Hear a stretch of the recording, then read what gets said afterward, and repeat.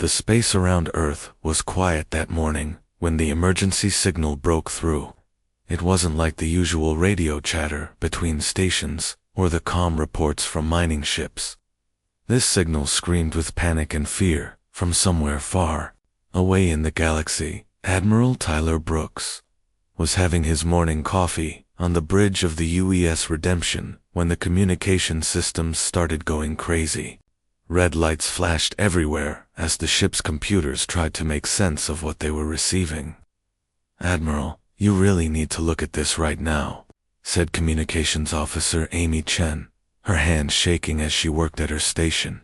The young officer had seen plenty of strange signals before, but nothing like this.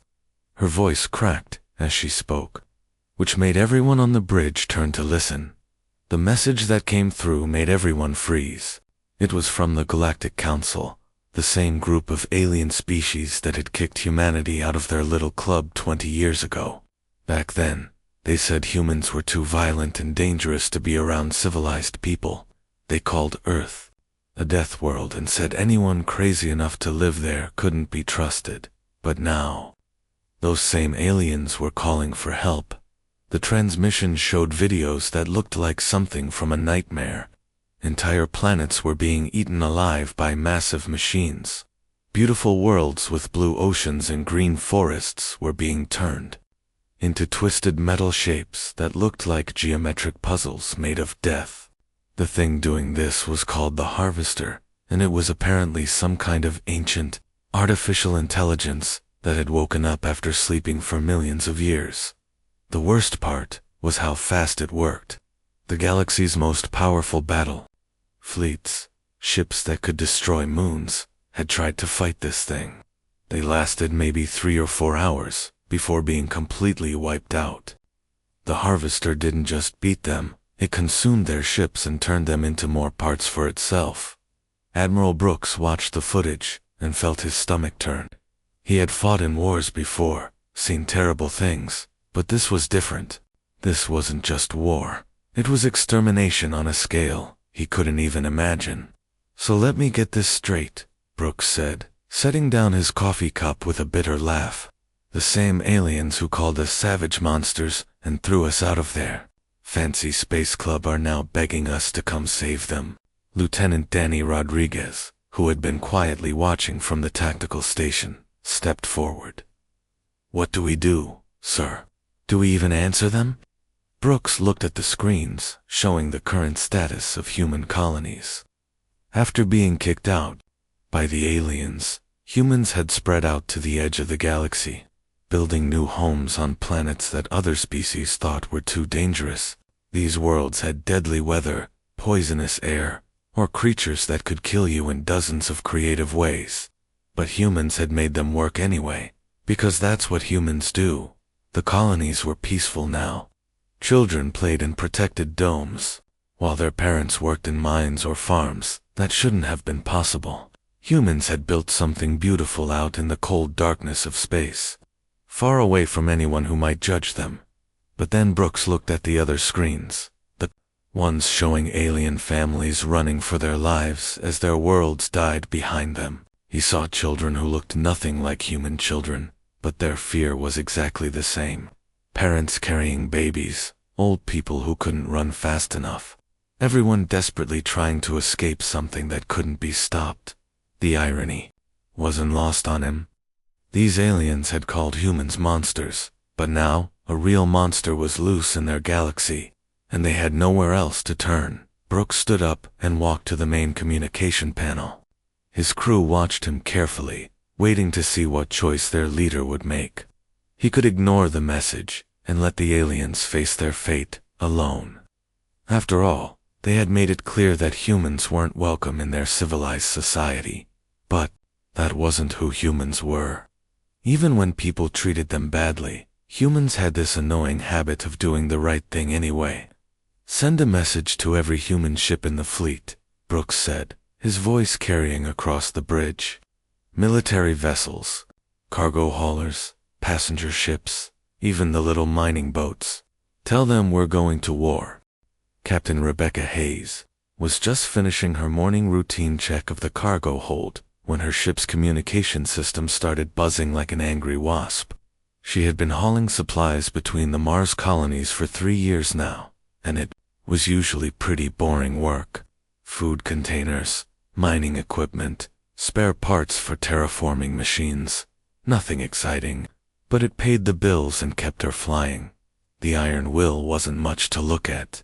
She was a beat-up old cargo hauler with patches welded over patches, engines that coughed when you pushed them too hard, and a hull that had seen better decades. But she was Rebecca's ship, and that made her beautiful in her own way. When the emergency message came through, Rebecca almost couldn't believe what she was hearing. The military was calling for every single human ship to gather at the outer system rendezvous point.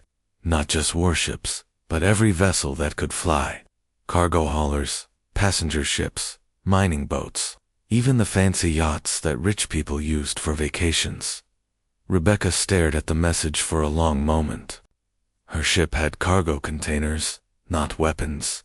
She had a crew of 4, not 400 Marines.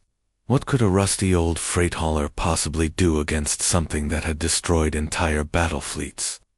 But then she thought about those alien children she had seen in the video messages, running, screaming, watching their homes get turned into twisted metal sculptures, and she knew she couldn't just sit there and do nothing. 2 days later, Rebecca guided the Iron Will toward the rendezvous point, and what she saw there took her breath away. Hundreds of ships filled the space around the staging area, and they were the strangest collection of vessels anyone had ever seen in one place. There were sleek military destroyers with their gray hulls and rows of weapon ports, looking deadly and professional. Next to them sat battered mining ships, still covered in asteroid dust, their crews probably wondering if their rock-cutting lasers could do any damage to an ancient killing machine.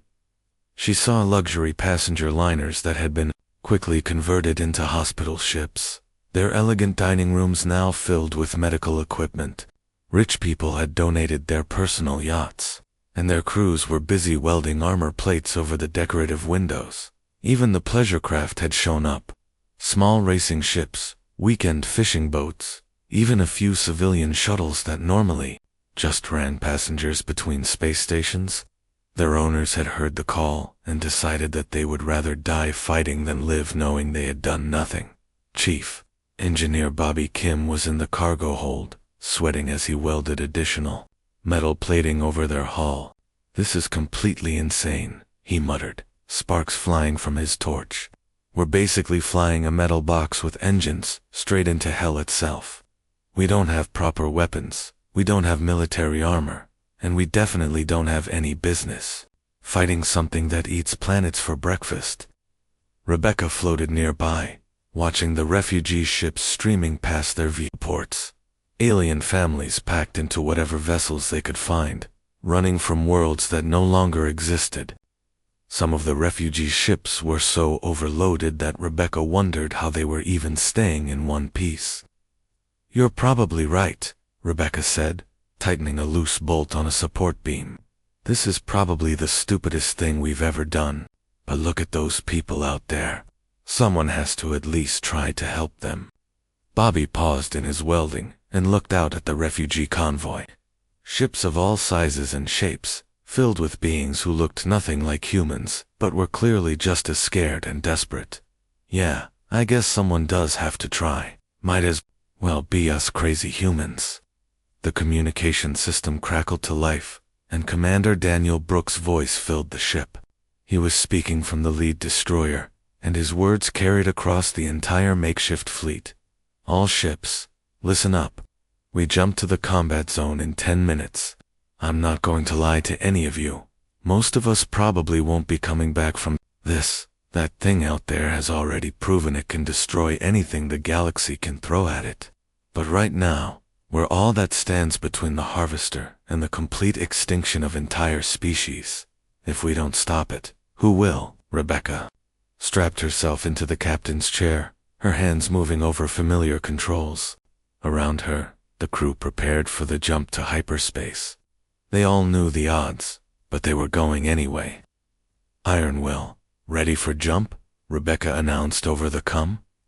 "Copy that, Captain. See you on the other side." The fleet disappeared into hyperspace, carrying humanity's desperate hope toward an enemy that had never been defeated.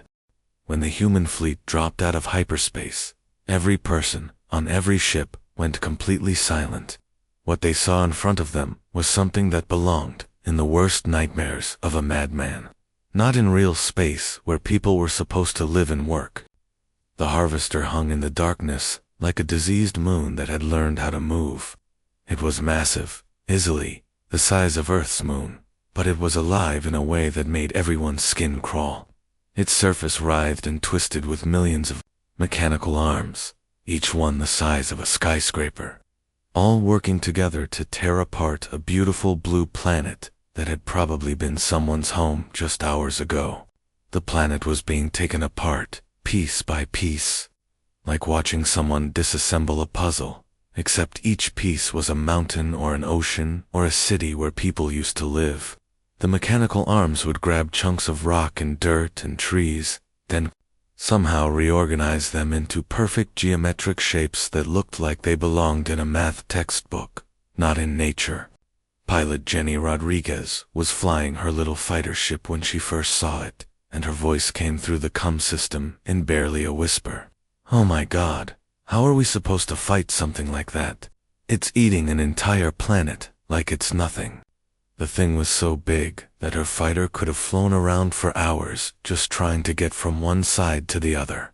And it wasn't just sitting there looking scary, it was working.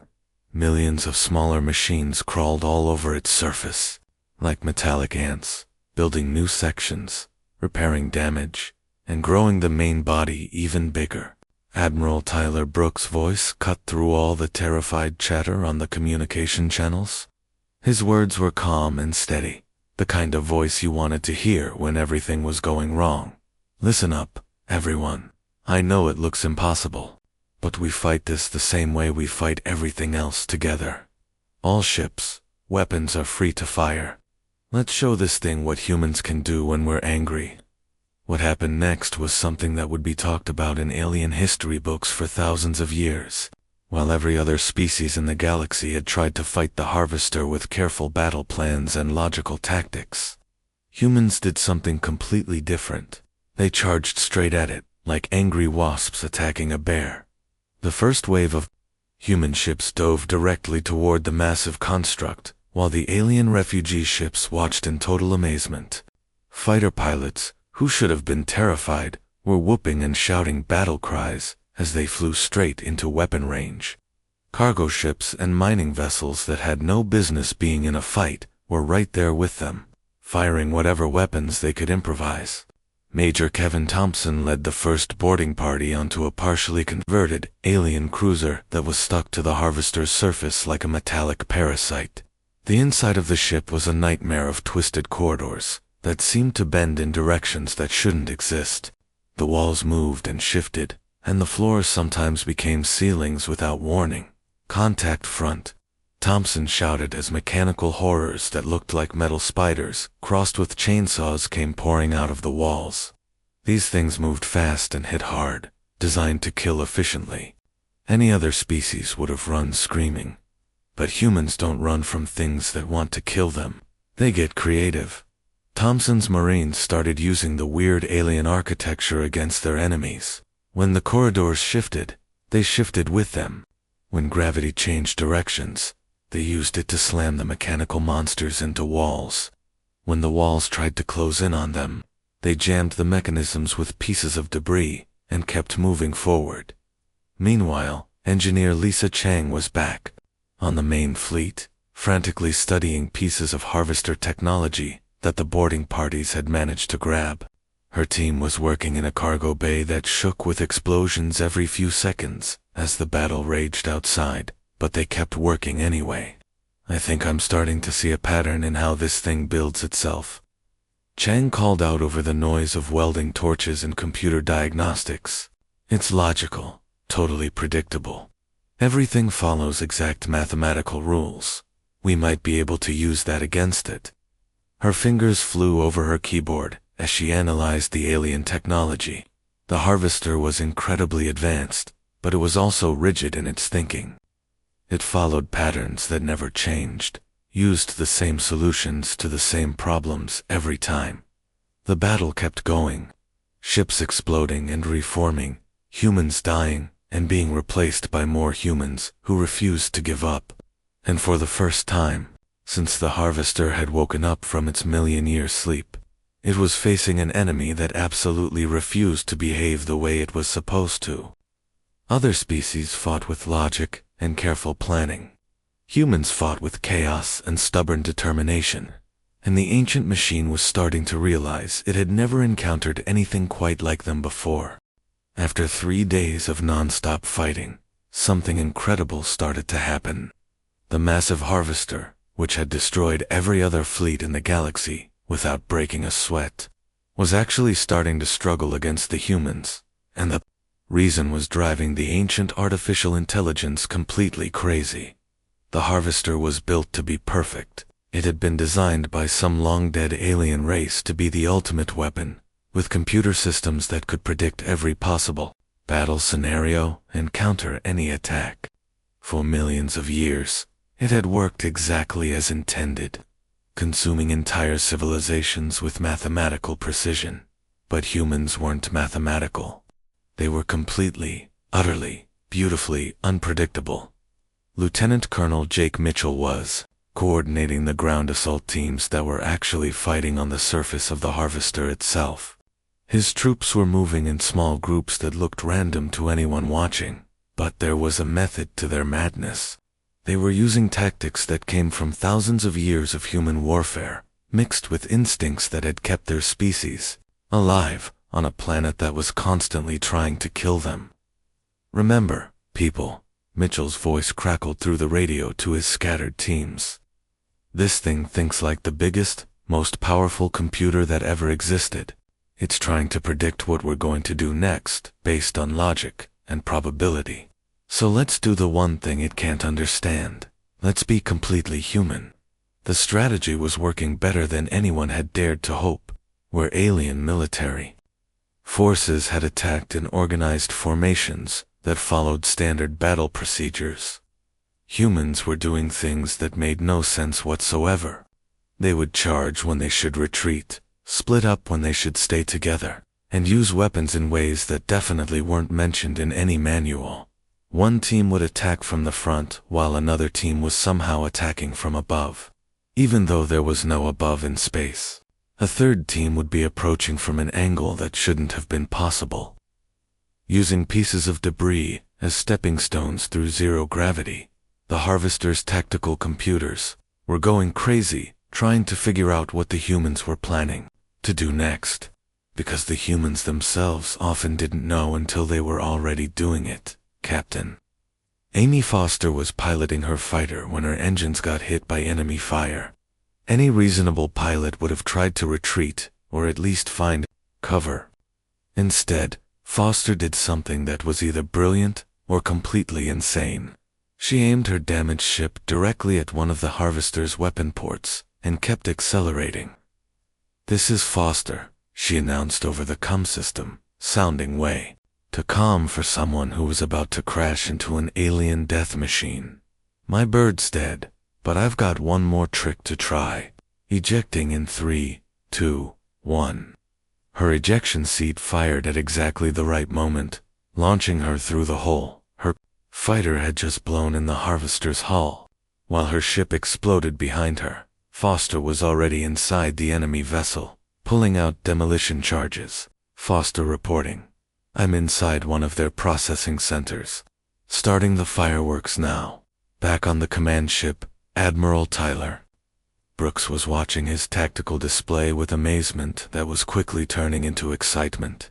The little dots representing his ships were moving in patterns that looked like complete chaos, but somehow they were winning. The harvester's defenses were faltering because they couldn't figure out what to defend against. "Sir," called out Communications Officer Beth Wilson from her station, "the enemy's computer systems are showing some kind of processing lag. It's like their artificial intelligence is having trouble keeping up with our attack patterns." Brooks looked at the data streaming across his screens. The harvester was definitely struggling. Its responses were getting slower, its countermeasures were arriving late, and some of its weapons were actually firing at empty space where human ships should have been but weren't. It's trying to learn from our attacks, Wilson continued, but every time it figures out one of our tactics, we switch to something completely different. The machine is basically getting confused to death. Brooks couldn't help but smile. Humans had been called crazy and unpredictable for as long as they had been exploring space. Other species had seen it as a weakness, proof that humans were too primitive and chaotic to be trusted with advanced technology. But now that chaos was saving the galaxy, the harvester had been built to fight civilized, logical enemies who followed established military doctrine. It had never encountered an enemy that would use a cargo container as a battering ram, or turn a mining laser into a weapon, or attack a moon-sized battle station with nothing but determination and a really bad attitude. All ships, Brooks announced, over the fleet-wide communication system, prepare for the final assault. We've got this thing confused and off balance. Now let's finish what we started. The human fleet began moving into attack formation, but it wasn't any formation that would be recognized in any military academy. It was pure human instinct, shaped by millions of years of surviving on a world that had taught them that sometimes the only way to win was to do something so crazy that nobody would see it coming. After 5 days of the most brutal fighting anyone had ever seen, the human fleet had finally blasted their way through the harvester's outer defenses. Ships were destroyed, rebuilt from spare parts, and thrown back into battle. Thousands of people had died, but somehow, impossibly, they had reached the heart of the ancient machine. The harvester's core was exposed now, a massive sphere of crystalline technology that pulsed with energy patterns that hurt to look at directly. It was beautiful, in a terrifying way, like looking at the brain of a god that had gone insane millions of years ago. But there was a problem. Getting to the core was one thing, actually stopping it was something else entirely. The only way to shut down the harvester permanently was for someone to connect directly to its artificial intelligence through a neural interface. And according to every computer model they had run, making that connection would kill whoever tried it.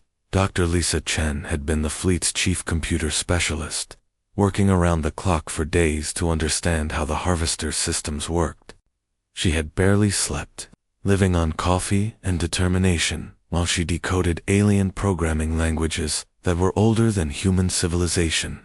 "I'll do it," she said quietly, looking at the interface cables that would connect her brain directly to the enemy machine. "I've been studying its code since we got here. I think I can plant a virus that will destroy it from the inside, but—" She didn't need to finish the sentence. Everyone in the room knew what she was about to say. "But you won't survive the neural connection," Admiral Tyler Brooks said, finishing her thought. His voice was heavy with the weight of command, the terrible burden of sending good people to their deaths. "Doctor, I can't ask you to make that sacrifice." "You're not asking," Chen interrupted, her voice steady, despite the fear in her eyes. "I'm volunteering. We all knew what the price might be when we came out here. If my death saves billions of lives, then it's a good trade." But before she could move toward the interface, something amazing happened. The communication system lit up with voices from all across the human fleet. Thousands of people were volunteering to take her place. Engineers, pilots, Marines, even the cooks and maintenance workers. Everyone wanted to be the one to make the final sacrifice. "Sergeant, First Class." Tommy Rodriguez spoke for all of them when his voice came through the comm system. "Doc, you just focus on writing that virus and killing this thing.